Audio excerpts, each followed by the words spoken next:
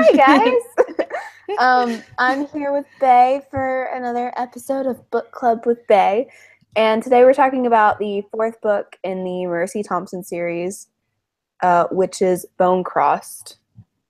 We're Yeah, just pumping out the book clubs this week, aren't we? yeah, we really are. I'm like, you have the week off, and you're about to give birth. I'm like, we have another week to just finish book club. So we both reread Bone Crossed.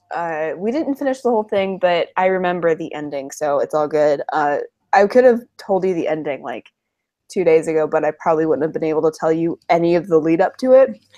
So, anyway, Yeah. and so I guess we should start with rating. And I will say, and I think you agreed with me too.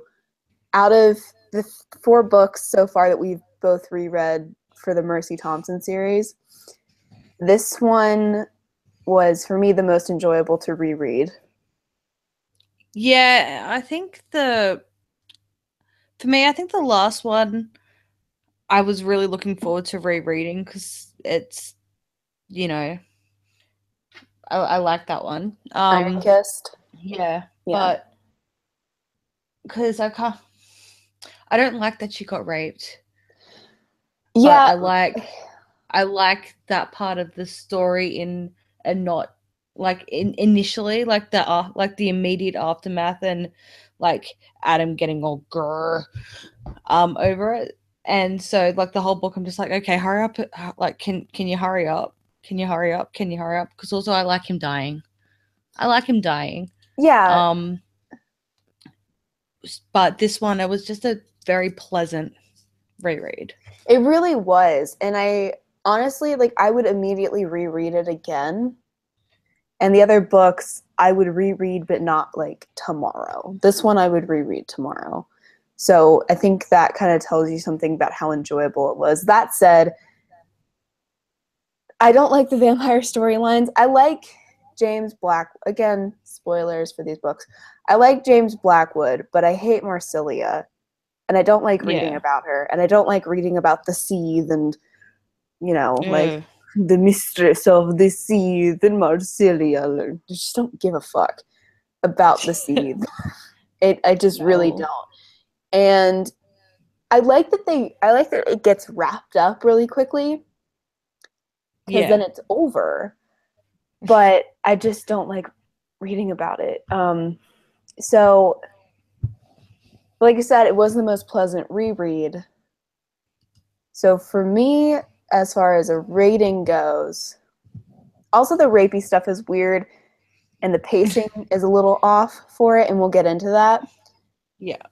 So, but for me, I would give it like a 4.6 out of 5.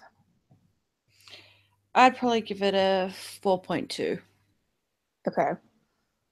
So when we average that out, it goes under, because I'm like doing our list by what we averagely think of all the books. Yeah, so that's a But for us, that puts it under Moon 4.4. Called. So Bone Crossed. So far, our list of like worst to not worst, or like, honestly, best to half best, because all the books are good They for are. the most part. So it's kind of like saying, oh, what's your favorite Zelda game? They're all good. They're all really good. So it's like so you're like basically listing off really good things. So I don't, anyway, so our list right now is Iron Kissed, Moon Called, Bone Crossed, and Bloodbound. Um, do we have any real new characters that we need to introduce? Um,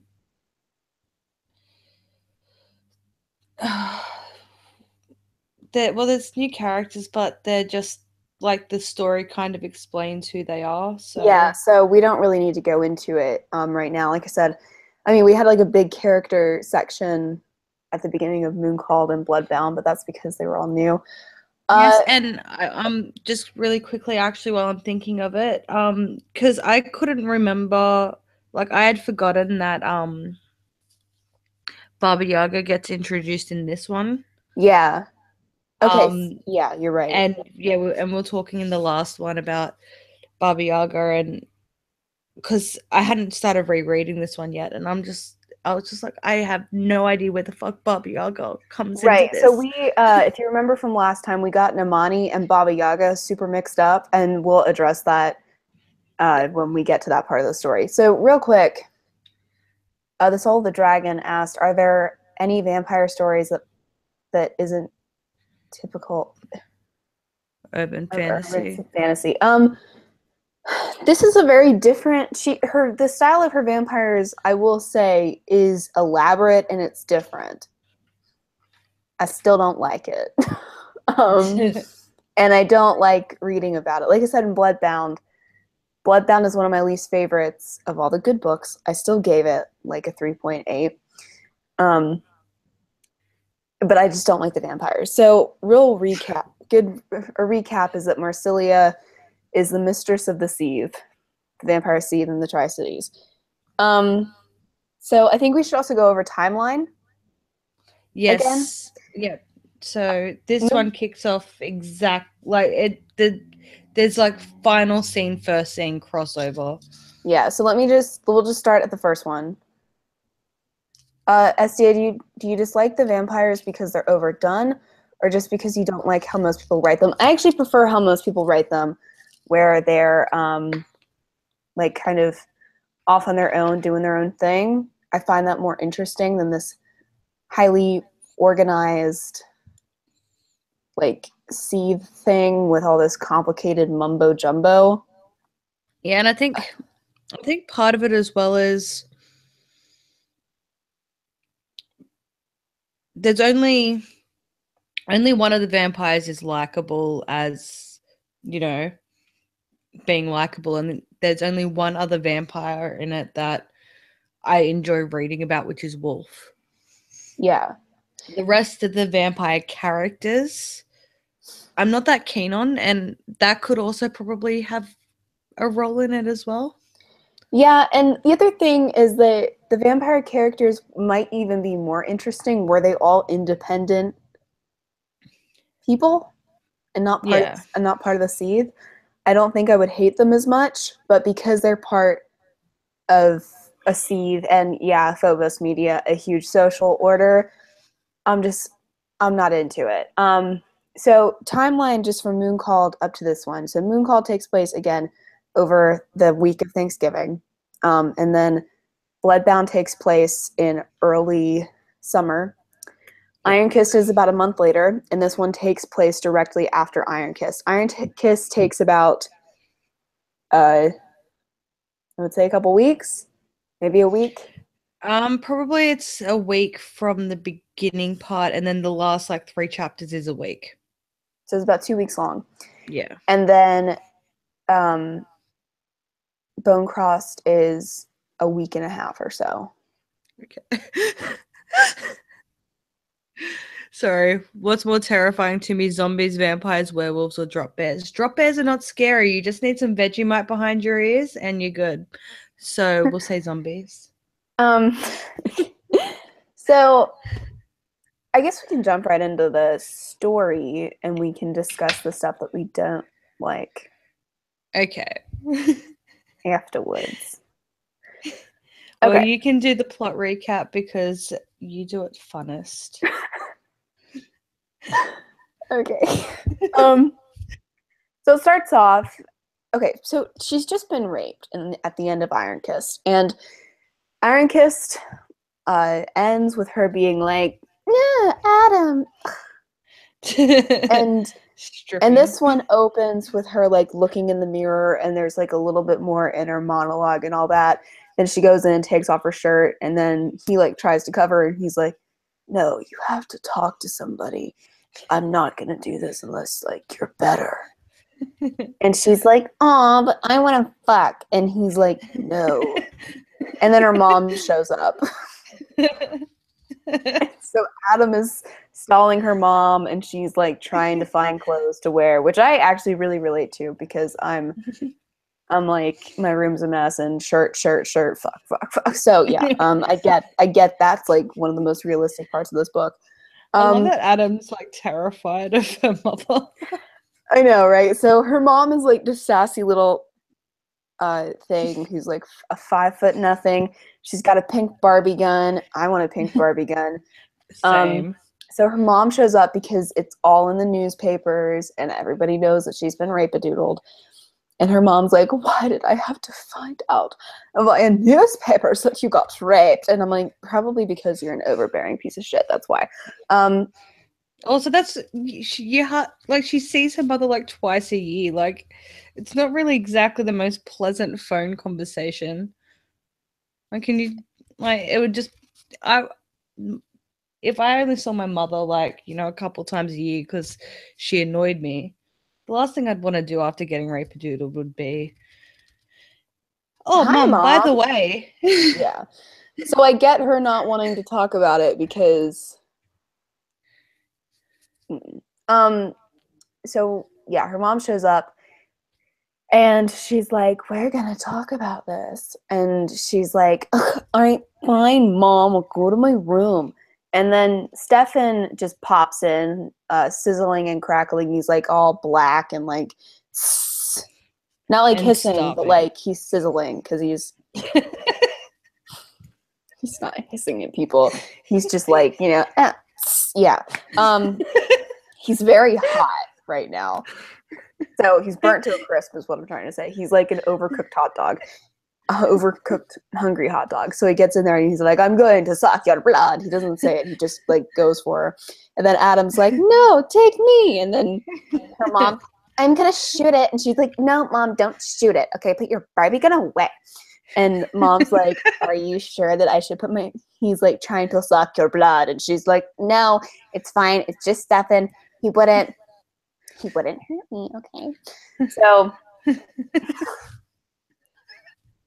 it's what happens. So Adam starts feeding him, and then he gets a couple more wolves over to feed Stefan. And what happened was, so if you remember in Bloodbound, it ends with her, she kills Andre, who she wasn't supposed to kill.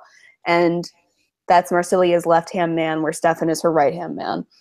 And Stefan and Wolf cover up the murder of Andre. But then Wolf confesses, and Marsilia has since tortured and starved Stefan and dropped Stefan in Mercy's house so that Stefan would eat her.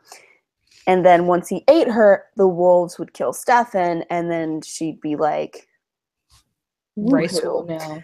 Okay, the other thing that I found, just remind me to talk about this, is the whole conspiracy of Marsilia setting all of this up to expose a coup. Yeah. Is silly, and we'll get to that. He took a lot on Faith. I'm like, you could have just put them in the truth chair and been like, do you want to start a coup? Motherfucker. You want to start a coup, motherfucker? Yeah, like that's all you had to do. But no, she went with this really convoluted plot, and you're just although there is a bit of a reason with the truth chair, but we'll get to that when we get to that. Yeah. So he eats a couple wolves, and her mom's like, I can't believe that there are vampires. Like, I know that there are other things, but vampires? What? And you're like, yeah, get over it. So it sucks his blood and all that. And then what happens after that? Well, then she chats with Mummy. Oh, wait, one of your favorite lines in the book. Well, I don't know if it's one of your favorite lines, but you messaged me. Yeah. Okay, so while Stefan's eating Peter, which is Honey's husband and mate. Yeah, because they call in a couple more wolves because he's been starved and needs lots of food. And she's like, Mom, meet Adam, Daryl, and like blah, blah, blah. And then she's like, and the nice man over there, like Peter is a nice man feeding Stefan. And I heard it, I think I laughed the first time, but I definitely laughed the second time because I just thought it was funny. The nice man feeding Stefan is Peter. And I was like, or Peter is a nice man feeding Stefan. And I'm like, I like that. Because it's probably something that I would say. So it made me happy. Check our chat. Wait, what? Peter, they ate your dog. Where's Peter? I haven't seen him, but Oh, Peter. Okay, Peter. Yeah, got it. Got it. My brain was like, but he's not here. Okay, I feel you. Um, sorry. If you listen to this later, Peter, hi. Hi, Peter. So, um, then her college friend Amber shows up and is like, I have a ghost and I need your help. And I saw that you got raped, and I remembered that you said you saw ghosts and werewolves, and will you come take care of my ghost? And she's like, yeah, yeah, go away. So Amber drives off. And what happens after that? Like, fuck, this Um, is. then she They goes to the take, shop. well, they take She Stefan goes, to Adam's house, and no, she goes to the shop, right? yep, and it's been all graffitied and skull and Oh, right, bones, right, right. And there's crossed bones painted on the door, which are magic. which are magic, and it's been painted It's over. yeah, because then also Tim's cousin like Courtney. graffiti Yeah. liar and murderer all over the shop, and then Z has to glamour the whole shop to hide the paint from her mum, because he doesn't like her mum. And he wants her to leave. Yeah, and the dog Yeah. doesn't like her. Yeah. Yeah, Um, and then I think she goes home to talk to Stefan. right. And then she starts to have a panic attack, Well, she has panic attacks like every 10 seconds. but it's Pete, but it's not, sorry, I'm reading chat. It's not Peter, it's Stefan's panic attack because they're still bloodbound, if you will. And so Adam bites a chunk off his own arm, feeds it to her, and makes her pack. And she becomes pack. And it's like, oh my God, I can't believe she's actually part of the pack because she's a coyote. And oh my God, I can't believe it worked. But I guess the thinking is like coyote equals close enough. I So guess so. she's pack now. Yay. Except not yay because no one's happy about it. Right. And the other thing that's odd about this is that it doesn't actually break Stefan's bond to her. So Stefan's bond to her, a vampire bond, is different from a wolfy pack bond. So they Yeah, don't cancel each other out. So I don't but I understand think though why. the pack can lend her strength to block out the screamy torture stuff. Yeah, that I mean, like that would make sense. It's just I feel like that gets a little convoluted later. A little bit. So that happens. Then she goes to talk to Stefan, and I forget even like what about. To be like, oi, all your peeps are dead. And he's like, yeah, I know all my peeps are dead. It's sad. And then how does she end up deciding to go and see Amber? Well, Oh, okay. oh, So, because then Uncle Mike, they go on a date and oh yeah, yeah, yeah. So yeah, basically, what Mercy has decided is that because Marsilia knows about what she's done and wants to kill her, Mercy has decided that she's going to ditch everybody and run. because the skull and bones also means, oh, by the way, everyone try and kill her. Yeah. So she's decided that she's gonna try to run. And I get that it's like character development for her, but it's also annoying because you're like, you have so many people who are willing to protect you, and like that basically saved your life later. Stop being stupid. Pretty much. Because she's like, I can't tell Adam anything. And I'm like, You literally can. Fuck. I'm like, you can literally tell him everything. You know what though? I will say by the end of this book she realizes I can tell Adam stuff. She And does. she pretty much sticks with it, like No, she with very does. few exceptions. She doesn't do it. She doesn't do the annoying thing again. It's just annoying. And it doesn't last long in the book either, so it's not enough to because once like they pack bond, she stops being like, oh, I'm going to run away. Soap No, drama is literally the point of these books. It's actually not. These books are really like plot driven. And the soap opera drama is very minuscule. it's funner to bitch about the little stuff. Yeah. No, these books are very good in that they don't dwell on soap opera-y drama and they actually go for plot over um that kind of drama. Like even the love triangle isn't it's annoying, but it's not a major part of the story at all. Yeah. Oh, that just reminds me of something I want to vent about. Okay. I'm gonna write it down because we're Okay. not there yet. Um so what happens next? And then her They and Adam go on a date. yeah. And she's like, oh, I guess I'll run away after the date. And then she realized on the date she didn't want to run away. And then they go to Uncle Mike's, or there's trouble at Uncle Mike's. And there's a snow elf, and someone dies. And then Mary Baba Jo Yaga gets comes in. killed. There's like a magic Yeah. baggie that's the vampires put there to it's a trap for the werewolves. Um And and it made one of the fake go crazy. it made one of the Fae go crazy and Mercy turns into a coyote and like gets it out of there. And then this is where Baba Yaga is introduced. So um plenty of those in the book. What does that even mean? Fight scenes, I guess. Oh.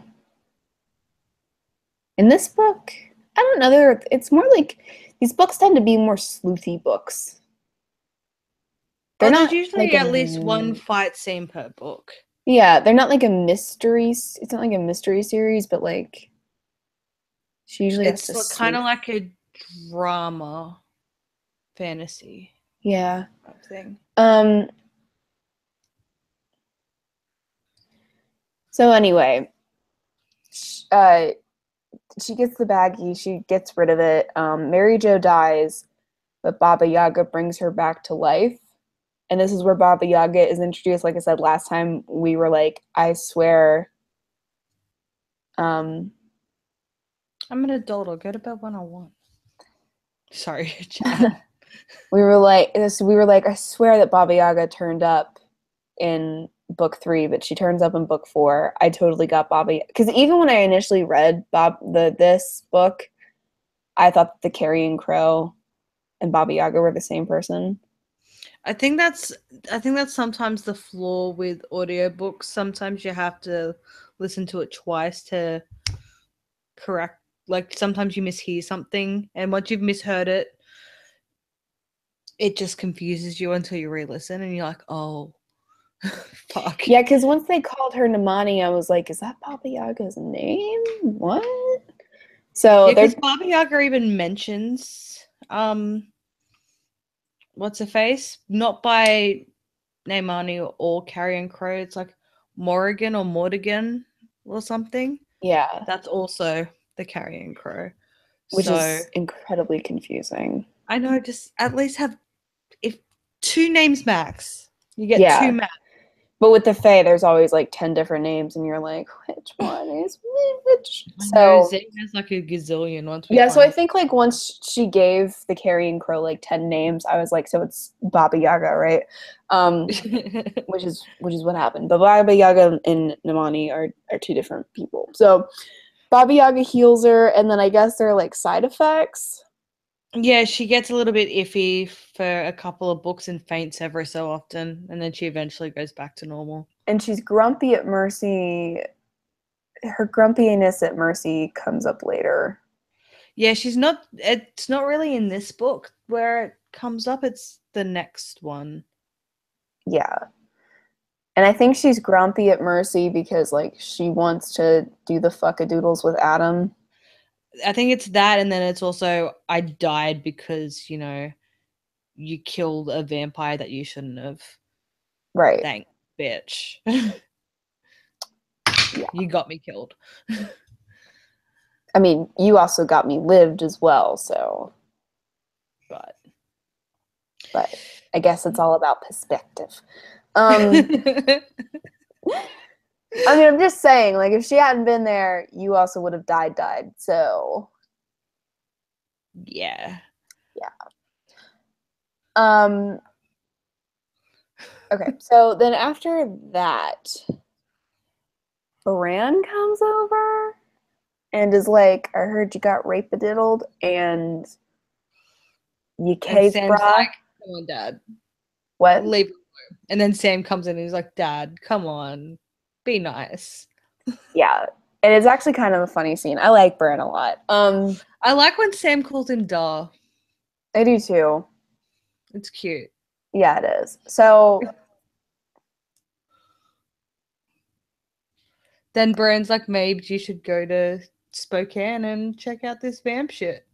yeah, because they're kind of like, well, we deal with the logistics of Marsilia. You should go away.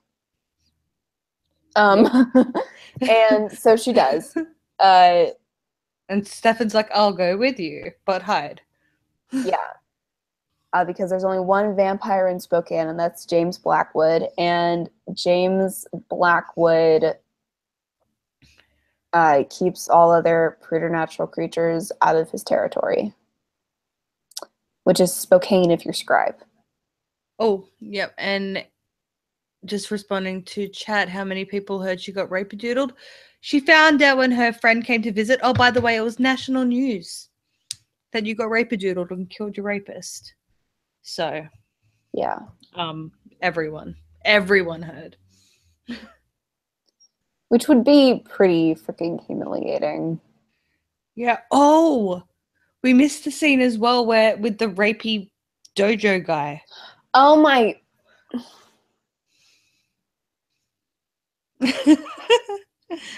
She literally is like, he's either turned on by me being raped or me killing someone, and based on what he's doing, I'm pretty sure he's turned on by me being raped. And it's like, why? Why did that scene have to happen? It doesn't add anything to the plot other than there's a guy who likes rape. And honestly, okay. Here's the thing. And this happened in Eve the Awakening too. Murder doodled him. Yeah, she did. She did murder doodle him in self-defense for being rape-a-doodled. So, okay, this happened in Eve the Awakening too, where there's just random scene with rapey guy for no frickin' reason. These scenes add nothing to the plot, by the way. And honestly, this happens, I feel like, in books that are written by hardcore feminists, where they have to have an over-the-top, openly into rape person that doesn't exist in real life. Yeah, because, and I honestly think she didn't know what to do, because like the first few books, it's like, I think Ben's a rapist. I know Adam's saying he's not a rapist, but I think he is a rapist. Oh, can we just talk about Ben real quick? Yes. Ben? Because he seems to be the only one that's happy that she's in the pack. Let's be honest. Ben, like, likes Mercy. According to Adam, he adores Mercy. Ben defended Mercy after she got raped. But Ben is, of course, a misogynist of the highest order. But you never hear him be misogynistic. In fact, he's a really good person. Because didn't he end up being suspected of the rapes back in England because he was trying to stop them? Yes.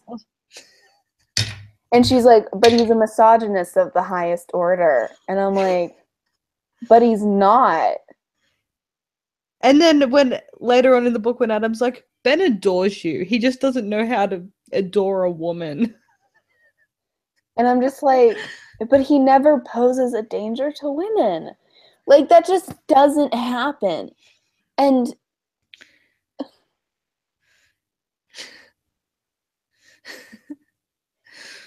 And like I said, I mean, It's so she's saying this forced. about the It's so same. It's so forced. Peter, hi. We were talking about you earlier. Peter, not Peter. Sorry, Ben. Like Ben. a day earlier, 2 days earlier, before she's like, he's a misogynist of the highest order, was defending her as a rape victim. And he risked being killed by Adam to yell at Adam. Yeah, Be like, dude, get back up here and fix your fucking girlfriend.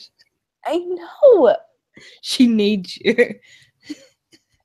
But he's a misogynist of the. Like, it's like, so you just wanted a misogynist character for no reason. Yeah, so then there's like this scene at the dojo where she gets into a fight with a guy and he's like, ooh, you got raped.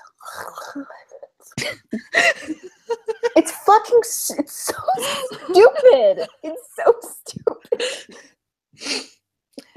Honestly, Patricia Briggs is like a hardcore SJW. She just manages to hide it well with 82.3% of her book.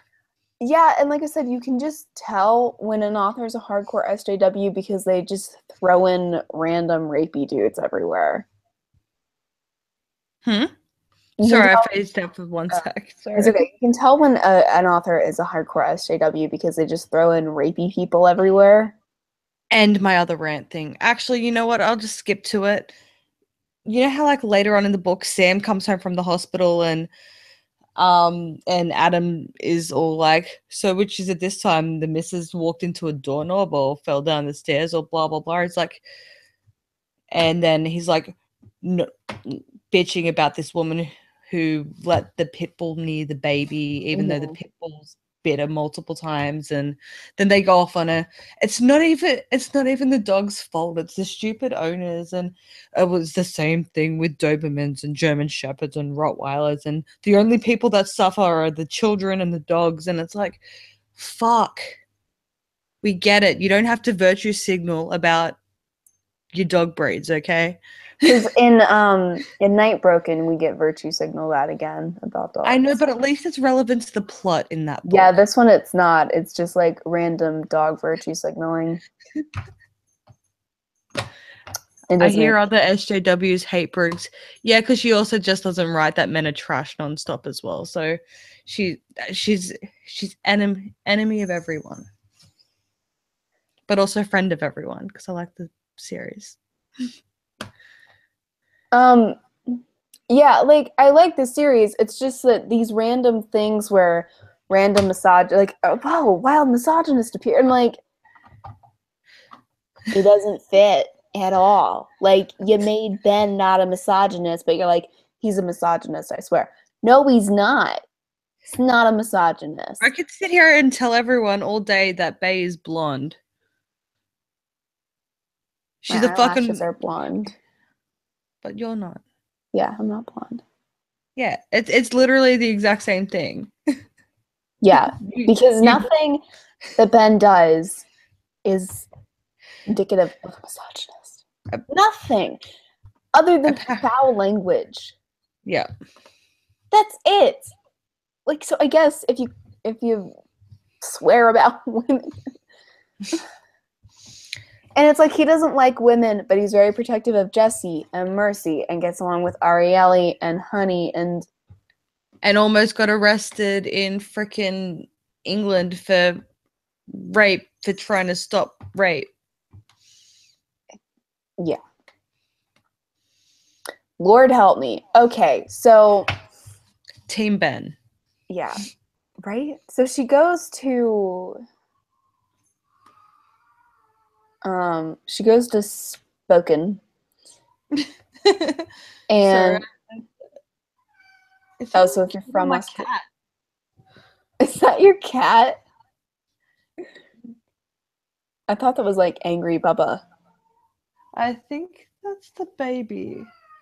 It is, and it sounds like Sticks is asleep. Give me 1 sec. Okay. Carry on with your whatever. Yeah. So if you're from Australia, you're actually it seems like given her standards for misogyny, yes. and it's just it doesn't fit. And a lot of like I said, a lot of authors a lot of authors do this where they just randomly insert yeah, a wild misogynist appeared. It used virtue signaling. It's super effective. Yeah, no, it's really weird because Ben is very reliable and loyal to Adam and the pack, and he's not a dick to Mercy. Like the worst that happens is they banter. And yet every other whenever she's introducing Ben, whenever she's like, oh, Ben was here, Ben is blah blah blah blah, he's from England, he was suspected of rape, he's a misogynist, he's foul-mouthed, don't forget that he's a foul-mouthed misogynist, god damn it. Also, he doesn't do anything to indicate that he's a misogynist, and it doesn't fit. And like I said, in Eve the Awakening by Jenna Morisi, and I like Jenna and I like her videos, and I liked Eve for the most part. But same thing kind of happened where there were just these random scenes with this guy who wanted to rape her. And it's just out of nowhere. And people don't act like that. They just don't. Like a guy is not going to be out in the open. And also, both of those scenes happen in martial arts class where there's like random guy who's into rape who's like, I want to rape you in public where people can see them. And like it's just not how rapes it's not how rapey people work. Like rapey people are not going to walk up to you and go like, hey baby, I want to rape you. Like that's just not what happens. And like I don't know, it rubs me the wrong way, which is kind of punny. It really rubs me the wrong way though, because that's just, I mean, maybe if he was blackout drunk, but not like during the day in a martial arts class. And I mean, because other people would see it and other people would be like, what the fuck, dude, stop it. But apparently nobody does that. People just accept that there's like this super rapey guy everywhere. And hey, Sweeper Steven. And maybe that's super meta and she's making the statement that people call others misogynist without any warrant. Maybe the writer is brilliant and is coding everything. I don't know. I mean, I don't think so. Because she really wants you to think that he's a misogynist even though he doesn't act like it. And I don't see the point of coding that. I mean, if she is, it worked, but I don't see the point. But yeah, it's weird how some of these feminist authors have such a fascination with rape and with their female protags. Yeah, damn patriarchy, and you have to point it all out. Yeah, it's weird that these like feminist authors are really obsessed with rape and have to have their characters at least once fight off a super rapey dude. And it's just like it adds nothing to the plot. In fact, it's so out of place in the plot that it doesn't make sense. They know that rape hits very hard for a lot of readers. And you know what, you're right. But that type of rape scene, not where like they don't get raped, but it's just this random guy who gets a hard on by trying to rape somebody in public. If you've ever been raped or assaulted or stalked or something or violated in that kind of way, it's incredibly irritating because it makes no sense. And I think it's just a weird, creepy feminist obsession with rape and with injecting rape culture, I guess, into everything. Because if there was a guy that blatantly into rape, like people would be flipping the fuck out. But they're not because he's quiet about it or something. Like it doesn't make any sense. And yeah, I wish they would stop it because it's I'm back. Hi. It just Hey. bogs down the story. I was just talking about how like both Jenna and Patricia Briggs put a rape scene in a dojo, and it's a lot of feminist authors, like I was saying, like to have a scene where their strong female characters fight off the big bad would-be rapist. Yeah. Oh, oh, just a heads up as well. Bubby is like on her beanbag behind me, so Okay. yeah, she's sick, so she might start crying again. Who Okay. knows? So yeah, we can talk a little bit more about that later once we get through the thing. So she goes to Spokane. She Yep. meets Amber's deaf child, Chad, who I absolutely love. She He's stays cute. there for a little bit, meets Jim Blackwood. Jim Blackwood, which was James Blackwood, bites her a couple of times so that he can like claim her. She sees the ghost, and then the ghost tries to kill Chad, and then she leaves. Oh, and the dad believes the ghost now. Yeah, and the dad Corbin believes that it's the ghost. So she goes home. Then she goes to like this trial for she like goes for a run as a coyote. Estelle shows up and is like Stefan is like Stefan, join us. What did I miss? We missed a bit. Because Stefan's like, bitch, you got bitten by Blackwell twice. You're like, Yeah. So Stefan exchanges blood with her to break the tie between her and Blackwood and to make Stefan the vampire that she's tied to. No. So then she goes for a run as a coyote, and well, no, on the way home, Estella's like, "Stefan, join me. We will together. We will rule the sea." And he's like, "Meh." So then she goes for a run as a coyote later, and then Bernard shows up, and he's like, "Stefan, join me. Together we will rule the sea. We choose to go to the moon not because it is easy, but because it is hard." Whatever. I said that because she says that he sounds like JFK. It's a joke. Whoa. Saws. Okay, so and then Stefan is again like, meh. So then she gets back and it's like, Marsilia wants us, and so then there's a trial where she's like, Estelle, Bernard, have you betrayed me? Oh no! And then Estelle gets, and then Bernard gets taken by his maker. Yeah. Now, the reason I was like the thing I said before, like regarding why she didn't just put them in the chair. If you in this scene where she actually has them on the chair, all Bernard does is repeat over and over again on the chair, "I did not betray the Seath," because in his mind, Marsilia isn't. Because he even said to Stefan, like, if you want to rule, I will follow you. Right. Because he wasn't in it for the power. He didn't think Marsilia was good for the Seath anymore. And so then that's why he gets taken by his maker instead of getting killed, whereas Estelle was like just wanted power, so she gets. Yeah. And all she did was scream on the chair.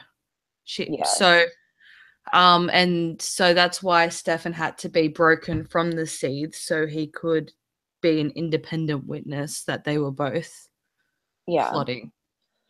So then she goes home, goes outside for something, and then gets kidnapped by Corbin and taken to Blackwood's manor.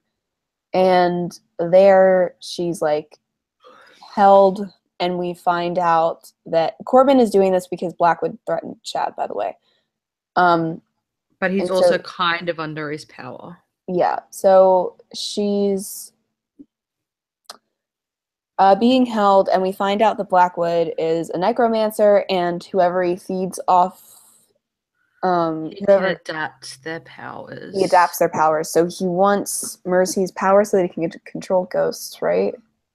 Yeah, because he still has some power over ghosts because he used to have a walker, and then the walker died. Right. So there's a fae there and all that, and that's why he can walk in the sun or something, why he can be active during the day. It's an oak fae, so he feeds off of sunlight. Right. So, and I forget, I feel like in Fire Touched, because there's another a vampire that is tied to a fae that can also walk in the sun. And I don't know if she says there's only one other vampire I know of that could do that, or if she says that's the only one. But if she says that's the only one, it's a continuity error. But I don't remember, so I'm not going to say definitively that it is. And we'll then make a note. Yeah, and then she stabs him with the walking stick, and the book's over. Oh, well, then Marsilio, because after the trial vampy thingy, Marsilio's like, so Stefan, like, it was all a ploy, come back. And he's like, no. And then he runs away, and then she gives her a note to give to Stefan, which I'm pretty sure she gives to him in this book. And it's like jokes like your sheep are all still alive. Right. Because Stefan thinks that they're all dead. And then it ends. So the plot is a little bit more convoluted, but it's not super convoluted like it was in Mooncalled. I haven't read the 10th book yet, but the only really other convoluted plot is Frostburned. I still don't understand that plot. And Mooncalled again. It's the one where I always forget. It's like based on the names. It's like Adam's perspective in it. I know, but I can't remember what the plot is. Oh, it's the one where the wolves get captured. It's one where Peter dies. Yep. Poor Peter. Yeah. So, yeah, and that's pretty much it. But yeah, sorry, now I'm sad again. I guess I don't know, like the focus on rape. Okay, so there's a sex scene with Adam a week and a half after she was raped. And Adam goes from, I'm not going to touch you for a while, to a week and a half later being like, it's not even a week and a half later. It's like 2 days later. Because he tells her that like a week after she gets raped. And this is like a week and a half later. Okay. Yeah, you're right. Because then she has a minor panic attack the next morning. He's like, Mercy, people don't get over shit like that in a week. And it's like, then why did you? And because like last night, like, because he even says like, see, I knew you wanted me just as much as I wanted you, and rah, rah, rah. Like there was none of this. Are you sure? Are you sure? Maybe we should talk about this before we get into this. Yeah. And I think it's just because she was like, time for a sex scene. And the sex scene is fucking weird. Oh, it's weird. Like, I don't know if it's the foreplay is described so bizarrely. Everything is him healing her mental wounds with his mouth. And at one point, he blows raspberries on his stomach as well.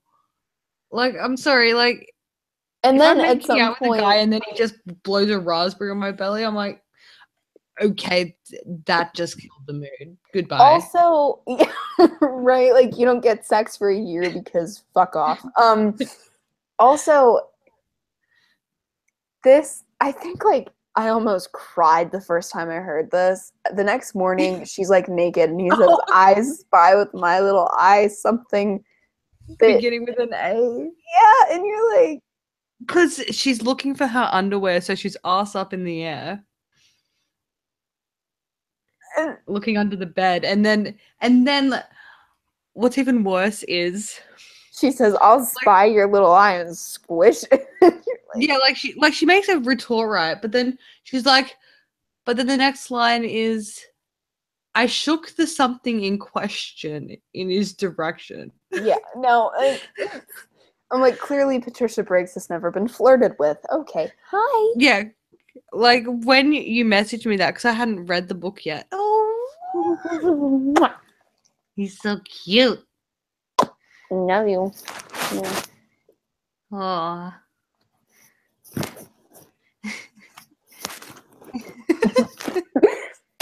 Okay, sorry. Go to bed.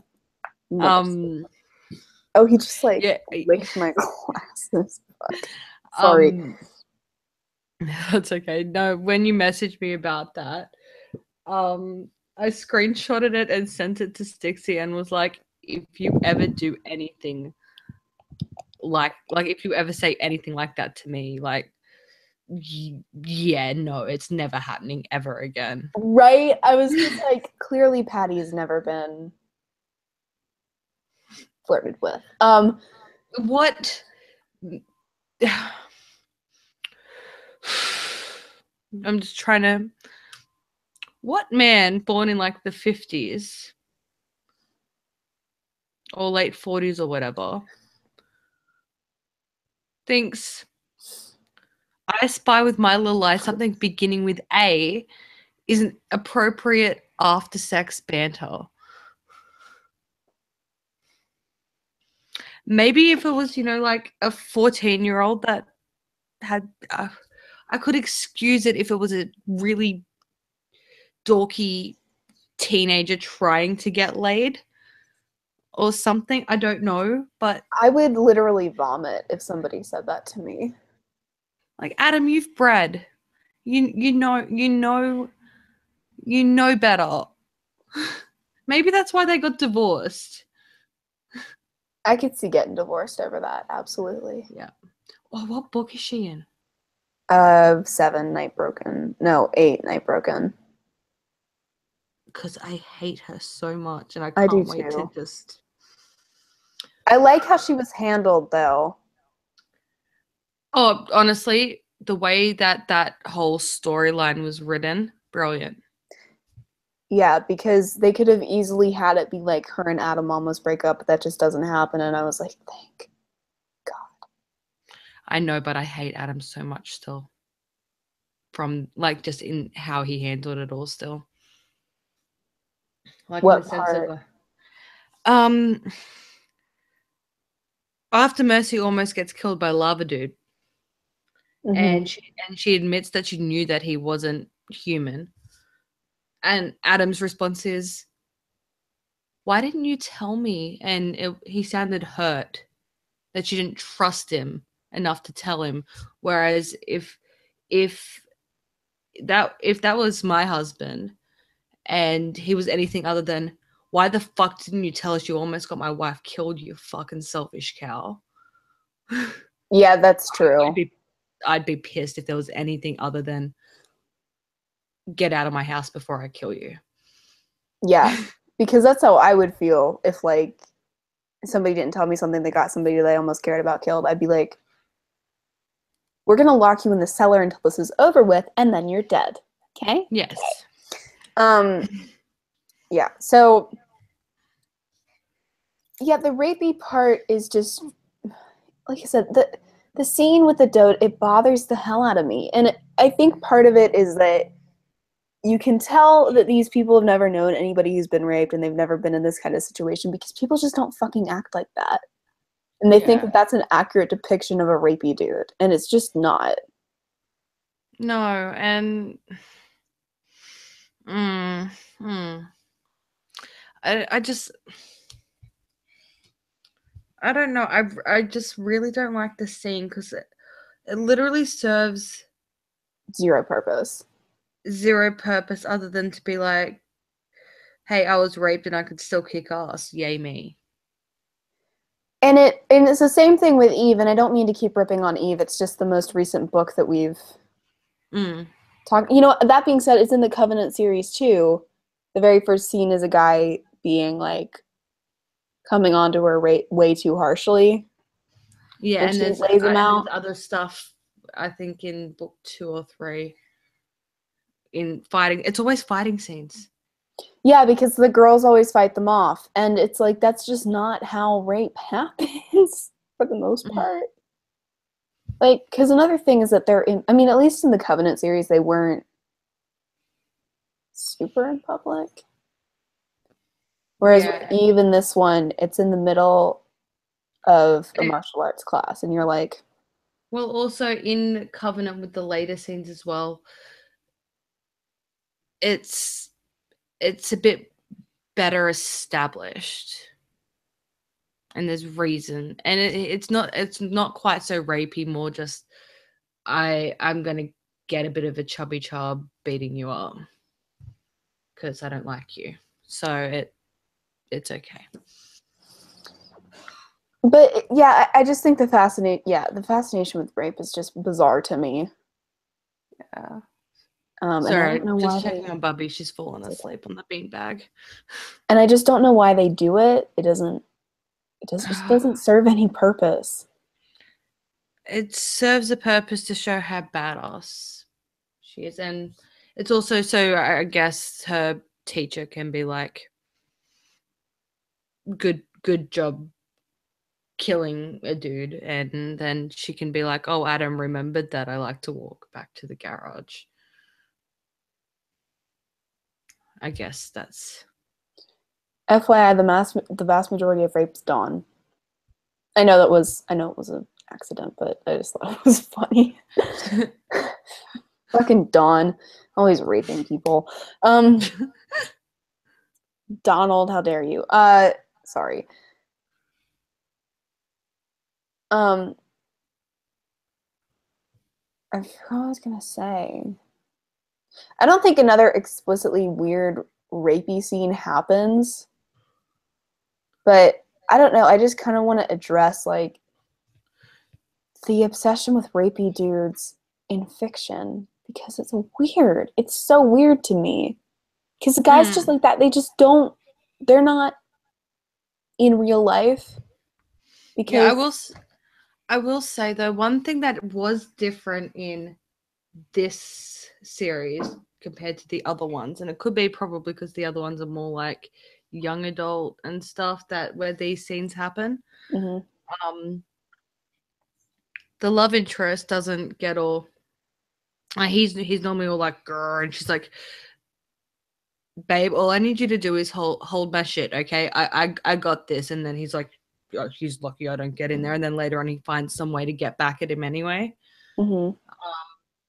Whereas in this one, Adam's just like, okay, I'm mad, so I'm gonna put on my sunglasses so you don't see my wolf eyes. But now I'm gonna kick back and watch my bitch do a shit because she's awesome. Yeah, it makes it a little less irritating, but it's still really irritating. I know. F- I just like that Adam because that's a big part of their relationship dynamic. Like he's yeah, protective of her, but he's also I trust you to handle your um, shit. FYI, the vast majority of rapes are by people you already know, not some. Yeah, that's the point. Mm. Like nobody is in public just being like, you know what's really sexy? Forced intercourse. It's actually it froze on you just being like glary. um, yeah, so forced intercourse is not like people aren't openly.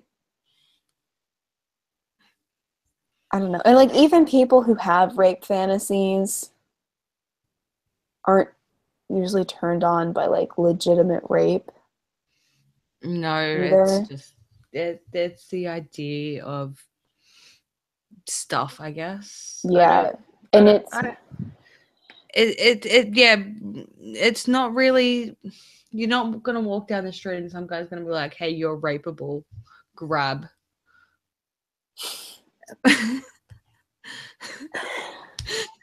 why do you think that all these female authors are so obsessed with it though? Like I just don't get the fascination. Because we live in a rape culture, they need to fight back against it. I guess. Like it's like I said, I think I said this when you were gone, but I don't think these women actually know anybody who's been raped Yeah, or that or one other thing I could think of is because it's sorry. always a fight scene. There is always a fight scene. It's always in a training situation. Mm-hmm. Maybe it's to maybe it's their version of a PSA. Hey girls, go learn self-defense and you can beat your rapist up. I don't think that's it because it's maybe, but I don't think that's it. And they're always very awkwardly inserted in a way that doesn't do anything for the plot. I know, but if that was the point, then I would be less angry because at least then it's, you know, you can learn how to defend yourself instead of teach men not to rape. Yeah, but it's just they're just upset. They just want a rapey scene, I know. and it's dumb. And I also and now I'm getting mad about Ben again. Yeah, because she just randomly inserts a misogynist who's not a misogynist, and you're like, Yeah, because that's right. Because after Mary Jo gets revived, um, Warren's like, "Lol, Mary Jo's flirting with Ben," and she's just like, and her inner dialogue thing is like going all like, Mary Jo's as liberated as they come, and he's like a misogynist of the highest order. or How does that lowest even? order, depending on your perspective. And then, like, they're throwing two Ben's misogynists into this, and because the second one is when she's like, Ben's a misogynist, and Adam's like, Ben adores you. Like, I kind of like that. I kind of like that Adam's response is like, "Excuse you, bitch." Yeah, because like he's not a Stop it, Mercy. Don't you? Mercy, you thought he was a rapist. He wasn't. So stop treating him like you think he's a rapist. Yeah. That's really all I have is like just I have a lot of frustration in fiction when they add in random rapey guy scenes for no fucking reason. And I But think this is the most pointless one yet. the Eve one is especially point like that whole arc she could have cut. Yeah, but at least like the guy was in it for more than just that scene But it in didn't Eve. I mean, it was just a rapey subplot for no reason, if I that makes know, sense. I know, but I think this one's even more pointless because it was literally just, hi, here's this character. He got turned on that Mercy got raped. Mercy beats him up. Goodbye, character. We will never see Yeah, you again. yeah. And we'll never go to the dojo again either. I at least they mention the dojo often. Yeah. A It's little bit too often, but they do mention it. yeah. But that's all I've got. Do you have anything else? Um